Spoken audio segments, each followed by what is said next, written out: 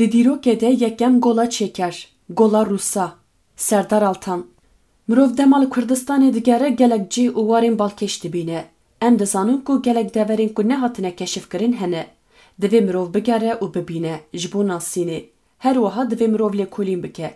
Gelek zanyariyên di derbarê hin deveran de bi senteza ger û lêkolînê mirov serwext dike. Ango mirov dikare bêje ne tenê ger ne jî tenê agahî. Her du bi hev re baştir zanîn dide mirovan.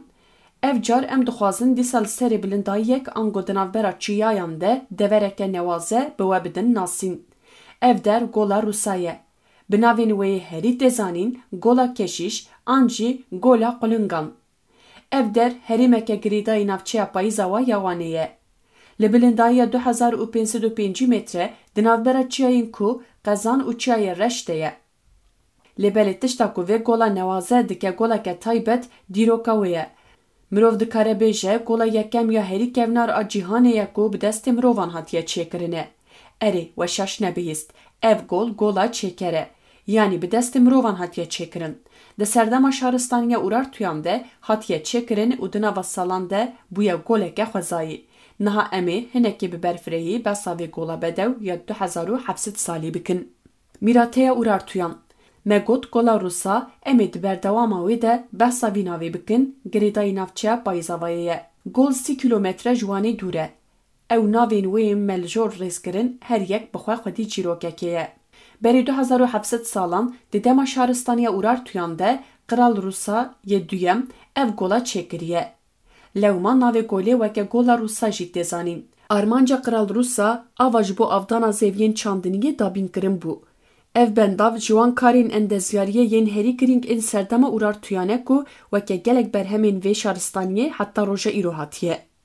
Ev golbendav bi demê re bûye goleke xwezayî û bûye bihiştek ji bo teyr û tilûran. Ev guherîna ji çêkirî ber bi xwezayî ve nîşana hêza xwezayê ye ku çîrokeke nû ya jiyanê li ser bingeha kevnar ava dike. Erdnîgarî û çiyayên derdor. Gola keşiş li ser bilindayiyeke 2505 metre di navbera çiyayên Kuh, Qezan û çiyayê Reş de cih girtiye. Ev çiyayên mezin di navbera xwe de deşteke fireh hiştine. Dema bi avê hatiye tijekirin jî ev der bûye parçeyek ji bihiştê.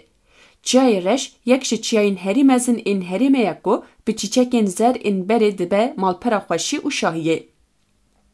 Bajarê Wanê jî li quntara wê ava bûye.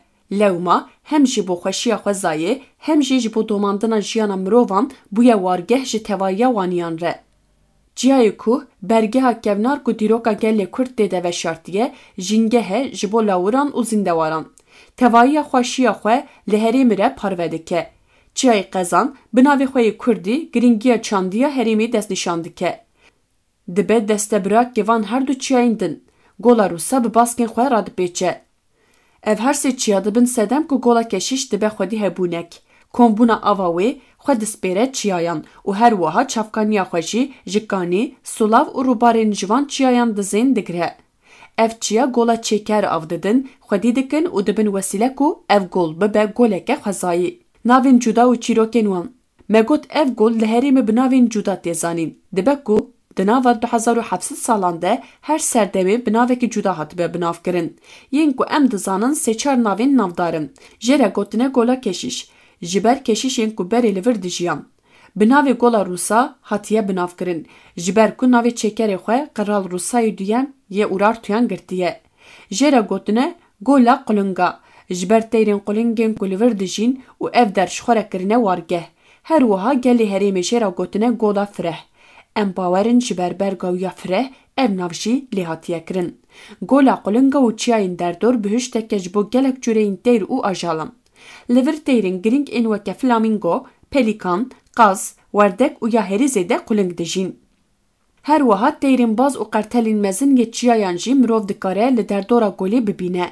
Gola keşiş her wiha li ser rêya koçberiya teyr û ajalan di navbera Bakurê Afrika û Îranê de ye. Teyrên koçber bihatin û çûna xwe vê xwezaya xweş dibînin û diçin mala xwe. Taybetmendiyên xwezayî. Niha em hinekî jî behsa taybetmendiyên golê bikin. Gola keşiş li bergeheke fireh a di navbera çiyayên bilind de cih girtiye. Bilindayiya wê 2505 metre ye ku wê dike herêmeke hênik ji bo teyr û ajalan. Qada golê li gorî barîna berf û baranê di navbera 4 û 7 kilometre de ye. Berga wî bi giştî 100 kilometre ye. Dikare 20 milyon metreküp av di nava berga xwe de bihewîne. Avên golê ji berf û baranên çiyayan pêk din. Ev av paqij û zelal e. Ji bo jiyana ajal û nebatan pir maqûl e. Dema gol tije dibe û ava wê zêde dibe bi wasîta çemên ji derdorê ava xwe diherikîne.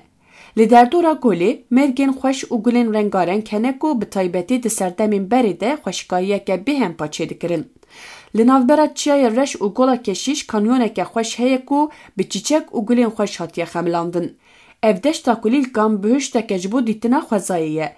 Bi taybetî di heman demê de çiya û deştên li derdora golê bi gulên zer ên xweş dixemiliya. Ev dîmen weke çîrokên kevnare ye ku ji çav û dilê mirov nakeve dihatine gotin. Ji ber xwezaya xwe ya dewlemend her wiha ev derweke zozan hatiye bikar anîn. Roja îro jî dema bihar tê hin koçer û gundên derdorê berê xwe didin vê herêmê. Dema mirov diçe dîtina golê li zozan û palên derdora golê rastî koçeran û keriyên pezan garana dewaran tê. Sewalên ku li vir diçêrin para xwe ji dewlemendiya giyayên erdnîgarî digirin.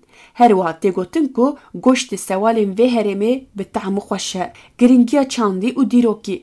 Weke tê zanîn şaristaniya Urartuyan û 100 salan hukûm li herêma Wanê û derdorê kiriye. Tu niha jî li kîjan deverê binêrî bermayiyeke Urartuyan dikarî bibînî. Ji keleh, qesir û serayan bigire heta xan û hemam û bermayiyên cuda ji wê serdemê mane. Lêbelê şaristaniya Urartuyan her wiha bingeheke bajarvanî, mîmarî û endezyariyê jî ava kiriye. Bi vê jî bes nekirine û têkiliya mirov bi xwezayê re saz kirine. Ji Sûrûştê sud wergirtine. Hin tiştên wisa avakirine ku endezyariya roja îro jî nagih wê zanyariyê. Weke mînak qenala Şamîrane yek ji wan e. Dîsa ji bo bajarên ku avakirine ji deverên wisa dûr xeta avê kişandine ku aqlê mirov disekine. Gola Rûsa jî yek ji van bermayiyên newaze û dîrokî a serdema Urartuyan e.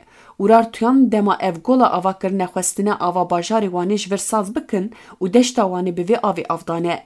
Her wiha qenalên ku ji golê kişandine keleha tuşba û kelehên din yên derdorê gihandine ava zelal. Mirov dikare bêje gola keşîş ne tenê tebiateke girîng e, her wiha belgeya dîroka kevnar a gelên herêmê ye. Bi biryara dewletê ev gol weke herêma qedexe a parastinê hatiye diyar kirin. Dîsa ev gol nîşana zanîn û jîriya kevnar a Kurdan e li ser kar û çamdiniyê. Urartu ku weke kok û rihên Kurdan tên zanîn bi çêkirina vê golê nîşandane ku wan çawa bi xwezayê re li hev kirine û ji xwezayê sûd wergirtine. Mirov çawa diçe. Gola qulingan ji bajarê Wanê an jî ji Payîzava ne gelek dûr e. Çend rêyên ku mirov xwe dikare bikîne heye. Rêya herînê 100 kilometre dûrî bajarê Wanê ye. Li ev rê her dem salê rê nade ku mirov di wir dihere. Rêyên din yek ji milê Payîzava, yek jî ji milê rêya Qelqeliyê dikêje vê herêmê. Lêbelê ev rêyan ha jî mirov nikare bêje xweşin. Lewma zû bi zû kes berê xwe nade vê herêmê. Li hê jî gol û çiyayên derdor, gerok û turîstên ku dixwazin xwezayê bibînin pêşwazî dikin. Ji bo gihîştina golê divê mirov bi wesayîtê qasî saetekê rê biçe. Me got belê nêze lê rêya wê nexweş e. Lewma pêdivî bi maşîneyeke baş heye ku karibe bê pirsgirêk bi çiyayan ve hevraz bibe. Helbet kesên bi xwe bawer dikarin bi meş jî xwe bikînin herêma golê. Ev rêbaz jî ji bo çiyageran guncav e. Xetereya li ser golê. Mixabin ev gola 2700 salî êdî weke berê zindîbûna xwe nikare biparêze. Pirsgirêka guhertina avhewayê û kêmbûna berf û baranê bandoreke esasî li vê golê kiriye. Wisa bifikirin berî 2700 salî goleke wisa newazê hatiye avakirin lê roja îro ku ew qasçiyan bi pêş ketiye gol bi heqî nayê parastin. Ev jî kêmaseyeke esasî ya mirov û pergalên vê serdemê ye. Gola keşîş ne tenê goleke avê ye, her wiha yek ji navenda çand û dîroka Kurdistanê ye.